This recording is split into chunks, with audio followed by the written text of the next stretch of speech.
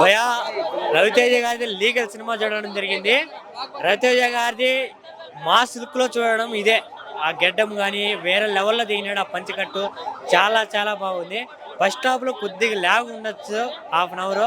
కానీ ఆ ఇంటర్వెల్ ముందు ఒక ఫైట్ ఉంది, సినిమాని ఎక్కడో తీసుకొని వెళ్ళిపోయే సినిమా అది. చాలా చాలా వేరే లెవెల్లో దిగిన డైరెక్టర్ అయితేనా చాలా బాగా కష్టపడ్డాడు ఈ సినిమాకి. ఇంకా హీరోయిన్ కూడా ఒక వేరే లెవెల్లో దిగింది.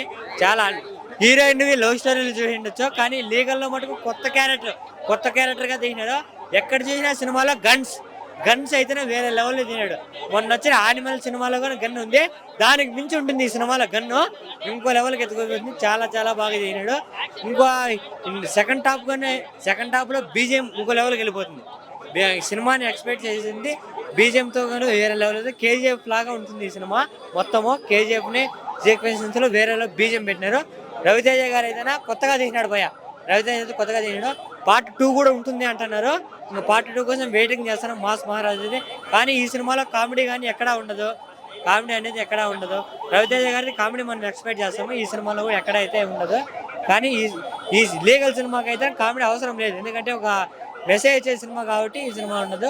అది రవితేజ అయితే బ్లాక్ బస్టర్ హిట్ కొట్టినాడు ఈగల్ మూవీ రవితేజ బ్యాక్ అనమాట. చాలా అంటే చాలా బాగా అనిపించింది. మూవీ ఫుల్ యాక్షన్ జోనర్ అనమాట. ఇది వరకు టచ్ అయిన యాక్షన్ జోనర్ మన రవితేజ టచ్ అయ్యాడు. నాకైతే చాలా బాగా అనిపించింది. ఇంకా అజయ్ ఘోష్ కామెడీ అయితే మేము పగిలిపడి నవ్వుకున్నాం. ఆయన వచ్చిన ప్రతి సీను ప్రేమ కూడా నాకు చాలా నవ్వు వచ్చి చాలా నవ్వుకున్నాం కూడా. ఇంకా సెకండ్ హాఫ్ లో మన సలార్ మూవీలో కాతరమ్మ ఫైట్ హాఫ్ లో ఒక ఫైట్ అనేది ఉంటుంది అన్నది 20 నిమిషాలు ఉంటుంది. దీని అమ్మ ఫైట్ గానే కేజీఎఫ్ మర్చిపోతాం అనమాట. అంత యాక్షన్ కూడా స్నైపర్లతో మన రవితేజ యాక్టింగ్ తో ఇరగదీసేస్తారు ఫైట్ మాత్రం. దానికి తోడు మన బ్యాక్గ్రౌండ్ స్కోర్ ఇరగదీసాడు సినిమా అంతా ఒక లెవెల్లో ఉండి నెక్స్ట్ లెవెల్ తీసుకెళ్ళాడు బ్యాక్గ్రౌండ్ స్కోర్. ప్రతి ఫ్రేమ్ లో బ్యాక్గ్రౌండ్ స్కోర్ చాలా చాలా బాగా. అలాగే సినిమాటోగ్రఫీ, డైరెక్షన్, రైటర్ అంతా ఒకటే కాబట్టి చాలా బాగా డైరెక్షన్ బాగుంది. అంతా కూడా చాలా బాగా. మనకి గౌతమ్ గెట్టంనేని అనుకుంటా పేరు, చాలా అంటే చాలా బాగా కార్తిక్ గెట్టంనేని చాలా బాగా డైరెక్షన్ చేశారు. రవితేజని ఒక డిఫరెంట్ లుక్ లో చూపించారు. ఆ లుక్ ఆ వింటేజ్ లుక్ కాకుండా ఒక డిఫరెంట్ లాంగ్ హెయిర్ గెట్టంతో సూపర్ అనమాట. సినిమా ఎక్కడ బోర్ కొట్టదన్నా. సెకండ్ ఒక్క ఫైట్ కోసం 300 రూపాయలు వర్త్. చాలా అంటే బ్లాక్ బస్టర్ మూవీ. బ్రేక్ వచ్చింది, 3 సినిమాలకు ఒకసారి బ్రేక్ వస్తుంది మనకి.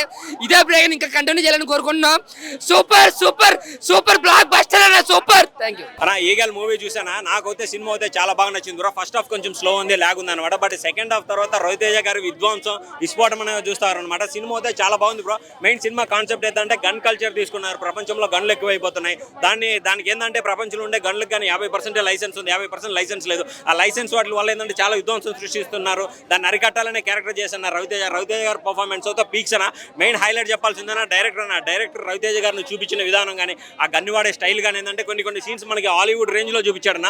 హాలీవుడ్ సినిమా చూస్తున్నట్టే అనుకుంటాం అనమాట. సినిమా అయితే చాలా బాగుంది బ్రో. నవదీప్ క్యారెక్టర్ కానీ, అవసరాలు శ్రీనివాస్ క్యారెక్టర్ కానీ, అనుపమ పరమేశ్వర్ క్యారెక్టర్ కానీ అందరు కానీ చాలా బెటర్గా చేశారు అనమాట. కొన్ని సీన్స్ మన కేజీఎఫ్ తోటి సింక్ అవుతూ ఉంటాయి. ఫస్ట్ హాఫ్ కొద్దిగా అర్థం కాకుండా మిస్లీడింగ్లో వెళ్తూ ఉంటుంది, ఎక్కడ వెళ్తూ అవుతుందని. బట్ ఇంటర్వెల్ తర్వాత ఏంటంటే మొత్తం మనకి క్లారిటీ ఇచ్చాడు మన గట్టంనేని కార్తీక్. అదైతే నాకు చాలా బెటర్గా నచ్చింది బ్రో. రవితేజ గారు సంక్రాంతికి రాకుండా ఈ రోజు రావడం చాలా బెటర్గా అనిపించింది అనమాట. ఓవరాల్గా అయితే సినిమా చాలా బాగుందన్న. అబో యావరేజ్ మూవీ అనే చెప్పొచ్చు అనమాట. ఫస్ట్ హాఫ్ చాలా మైనస్ ఉందన్న, అదొకటే డిసప్పాయింట్ అయింది అనమాట.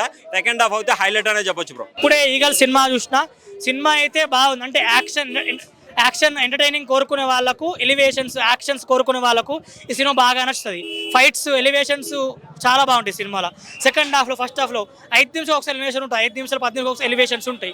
అవన్నీ బాగుంటాయి మూవీలో, ఫైట్స్, ఎలివేషన్స్ కనిపించారు, బాగా కనిపించారు. హాలీవుడ్ రేంజ్లో ఫైట్స్ అంటే సెకండ్ లాస్ట్లో బాగా చూపెట్టిండ్రు. స్టైలిష్గా బాగా ఉన్నారు ఈ సినిమాలో. డైరెక్షన్ ఫస్ట్ సినిమా కాబట్టి డైరెక్షన్ బాగుంది, ఓకే. అంత రేంజ్లో లేదు కానీ బాగుంది. అందరు కేజీఎఫ్తో బోర్స్, అంత రేంజ్లో లేదు కానీ ఇంకా స్టోరీ ఫోకస్ చేసి బాగుంటుండే. హిట్ మూవీ అనుకో, ఏవరేజ్ మూవీ అనుకోవచ్చు, నాకైతే అంత అనిపించలేదు. కానీ మూవీ అయితే అంటే యాక్షన్, ఎలివేషన్స్ కోరుకున్న వాళ్ళకి సినిమా బాగా నచ్చుతుంది. ఈగల్ పార్ట్ 2 కూడా వస్తున్నది. మొత్తం సినిమా మొత్తం యాక్షన్స్, ఎలివేషన్స్, అయితే ఒకసారి ఎలివేషన్స్ ఉంటాయి సినిమా మొత్తం. ఆ రకంగా బాగుంది సినిమా.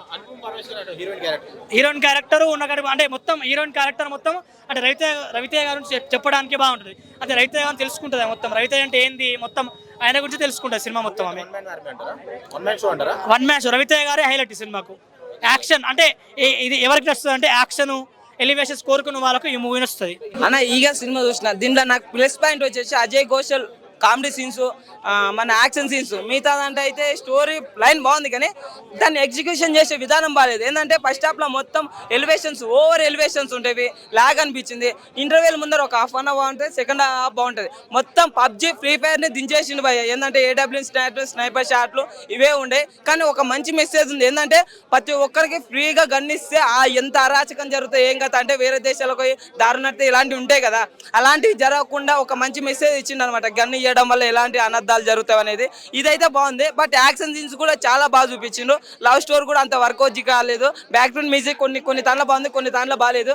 స్టోరీ లైన్ బాగున్నాయి, ఎగ్జిక్యూషన్ చేసే విధానం, స్టోరీ నరేషన్ అనేది అంత బాగాలేదు, కొద్దిగా లాగ్ అనిపిస్తుంది. యాక్షన్ లవర్స్కి, పబ్జి ఫ్రీ ఫైర్ రవితేజ ఫ్యాన్స్కి అయితే నచ్చుతుంది, మిగతా వాళ్ళకైతే అంత నచ్చదన్న. సినిమా అయితే ల్యాగ్ ఉందండి. ఫస్ట్ హాఫ్ ల్యాగ్ ఉంది, సెకండ్ హాఫ్ ఏదో బేబచ్చని ఎలివేషన్స్ ఇచ్చాడు కదా, ఏదో ఉంటుంది అని అనుకున్నాం కానీ అసలు ఏమీ అనిపించలే చెప్పాలంటే. సో నేను రవితేజ గారు అంటే నాకు చాలా ఇష్టం, ఆయన యాక్టింగ్ కానీ అన్ని ఇష్టమే. సో రవితేజ గారు మైనస్ ఏం లేదు, ఆయన చెప్పిన క్యారెక్టర్ చేశాడు. సో కథని కొత్త వాళ్ళని నమ్మినప్పుడు రవితేజ గారు ఇంకొంచెం బెస్ట్ తీసుకోండి, ఎందుకంటే చిన్న సినిమా కాదు, చిన్న ప్రొడక్షన్స్ కాదు, ఇవన్నీ కూడా భారీ బడ్జెట్, ఎన్నో కోట్లు పెట్టి ఎక్కడెక్కడో విదేశాల్లో సినిమాలు తీస్తున్నప్పుడు సో ఇంకా ఏదైనా ఉంటే బాగుండు. ఇప్పుడు మనం చాలా వెబ్ సిరీస్లు కానీ చాలా యాక్షన్ మూవీస్ చూస్తున్నాము, అన్ని సినిమాల కన్నా ది బెస్ట్ యాక్షన్ మీ సినిమాలో ఉంది. గన్ షాట్లు బిల్లా సినిమాతో కానీ, జేమ్స్ బాండ్ 007లో కానీ ఇన్ని ఉండవు నాకు తెలిసి, అన్ని గన్స్ ఉన్నాయి, ఇన్ని వేల గన్స్. మంచి షూటర్ ఈయన, కథలో మంచి షూటరు అంతే, అది ఒకటే చెప్పగలను కానీ కథలో ఈయన ఏంటనేది మనం చెప్పలేము. ఆర్టిస్టుల కన్నా గన్స్ ఎక్కువ ఉన్నాయి, కొన్ని లక్షలు ఉన్నాయి చెప్పాలంటే. సో దాన్ని బట్టి పార్ట్ 2 ఉంది కాబట్టి పార్ట్ 2 ఇలాగైతే పని అవ్వదు. కుమారి ఆంటీ దగ్గరికి వెళ్ళి భోజనం చేసి కథ మంచిగా రాసుకుంటే బాగుంటుందని నేను అనుకుంటున్నాను.